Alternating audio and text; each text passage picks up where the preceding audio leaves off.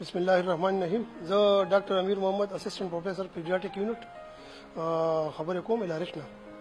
دا نن چې کومه د ویکسینو سره تړلې شوې کومه واقعه وشوه، زه په خپله په کیجوالټۍ کې موجود وم.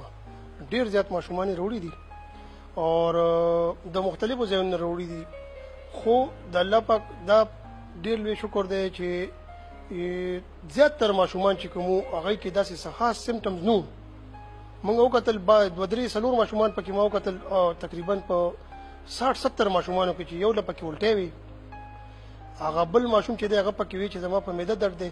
خو لکه د ترو اوټ موږ دا ډسکشن کولو چې په پولیو ویکسین کې خو لکه داسې اثرات نه وي، نه هغې کې داسې څه اجزا شته چې ماشوم ته دا دغه وکړي. اوس هغې نه پس هغه چې کوم ماشومانو ته ډریپونه یا انجکشن ولګېد هغه سټیبل شول، کور ته لاړل، خو داسې څه سیریس ماشوم یا داسې څه ایکسپایر هم سره نه شوي، داسې سپیسیفیک ریاکشن نه دی شوی چې سړی وایي چې یاره دې ماشوم باندې درپلې راوختې، ساه خرابه شوه، سینې ونښته، ړې بېواره شو. نو دغه شان ریاکشن پې لکه موږ چا باندې نه یې نوټ کړی. دویم نمبر، اوس چې دا کوم ماشومان را روان دي سوزکي ډاټسنې او بسونه ډک ډک راولي، هغه ټول ماشومان او د هغې مور پلار یېرېدلي دي. دا نه ده چې ټولو ماشومانو ته دا مسله وشوه، هغه یېرېدلي دي. زه په خپله تقریبا یو د سکول استاد چې دی مولانا د جومات، هغه یو کس چې دی 15-20 ماشومان ما ته وښود، ټول سټیبل وو، چاته پکې الټۍ نه وي، چاته مسله نه وه. زیات تر دا دغه وو چې ما به ترېنه تپوس کولو، وایي چې یاره اعلان شوی دی نو موږ یېرېدلي یو چې یاره دې ماشوم ته څه مسله ونه شي. نو موږ خو خپل دا دغه کوو چې لکه موږ د دوی نه د وینې سیمپل یې مو اخیستی، د امتیازو سیمپل یې مو فارنزیک لیبارټرۍ دپاره جمع کړی لیږو چې آیا وجه څه ده.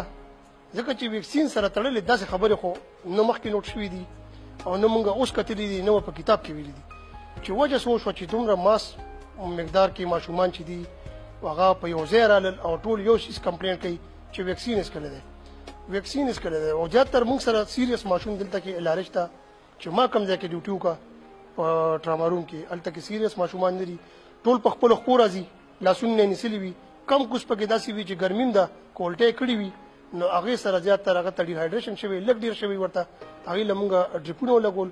خو لکه دې وخت سره ښکاره خبره کول چې یاره دا ټول سمټمس چې دا ویکسین وکړ، نو دا ویل چې دي نو دا په خلکو کې نور هم زیات ګبراهټ پیدا کوي او ټول خلکو خپل کار پرېښودی. الارش ایمرجنسي ګیټ ته چې ډر شئ، ډاټسنې او سوزکي ډک راځي، ماشومان پکې ناست دي، ښه خاندي، خوشحالېږي، څوک جوسونه څکي او موږ پسې راغلی چې تاسو یې چیک اپ وکړئ.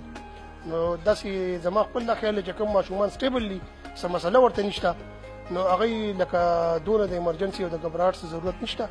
انشاءالله دلته کې م الله پاک خیر کو، مخکې به هم خیر وي. خو لکه ډایرکټ ویکسین سره دا خبره تړل دې وخت سره زه وایم چې دا به قبل از وقت وي چې موږ ټسټونه لیږلي دي د امتیازو د وینې فارنزیک لیبارټرۍ نه، نه به راشي چې آیا دا څه پویزن و، فوډ پویزنګ و، څه مسله وه، اوبو کې مسله وه، ویکسین کې مسله وه، ورکولو کې مسله وه، هغه به د ټسټ نه ثابته شي. نو تاسو ډېر زیات ګبراهټ په ځان مه راولئ چې کوم ماشومان سټیبل دي هغه هم کور کې وساتئ او هلته کې ورته اوبه یا څه جوسونه موسونه ورکړئ، انشاءالله څه مسله به نه کېږي.